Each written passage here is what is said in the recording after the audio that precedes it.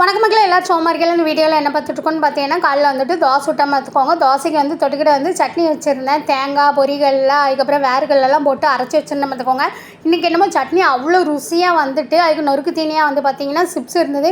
மற்ற சமயம் இந்த சட்னி இதே மாதிரி 3 போட்டு வைப்பேன், சுத்தமாக நல்லாவே இருக்காது. இன்றைக்கி என்னமோ அவ்வளோ ருசியாக வந்துட்டு பார்த்துக்கோங்க.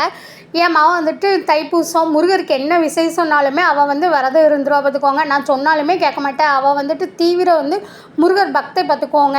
திருச்செந்தூரில் பிறந்து வளர்ந்த நான் கூட இவ்வளோ பக்தியாக இருக்க மாட்டேன். முருகர் கும்பிடுவேன் அவ்வளோதான். ஆனால் அவளுக்கு வந்து சின்ன வயசுலேருந்து என்னென்னு தெரில, முருகர்னால் அவ்வளோ பிடிக்கும்.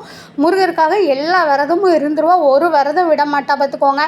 நான் கூட இப்போ என்ன இந்த பிள்ளை இப்படி முருகன்ட்டு இருக்குது அப்படின்னு நானே யோசிப்பேன் பார்த்துக்கோங்க. அப்புறம் நினச்சிக்கிடுவேன் எல்லாம் முருகரோட செயல் தான் போல், அவள் அப்படி தீவிரமாக முருகர் பக்தியாக இருக்கான்னு நானே நினச்சிக்கிடுவேன்.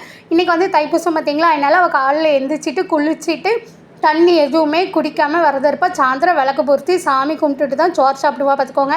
சரி பிள்ளை விரதம் இருக்காளான்னு சொல்லிட்டு நான் சாம்பார் வச்சுட்டு அவியல் வச்சு அப்புறம் கத்திரிக்காய் வெண்டைக்காய் போட்டு பச்சடி வச்சுட்டேன். முட்டைக்கோஸ் பொரியல் அப்பளம் மாங்காய் வச்சா பாயசம் வைக்கன்னு கேட்டால் வேண்டாம்னு சொல்லிட்டு எங்கள் சேனலை சப்ஸ்கிரைப் பண்ணுங்க.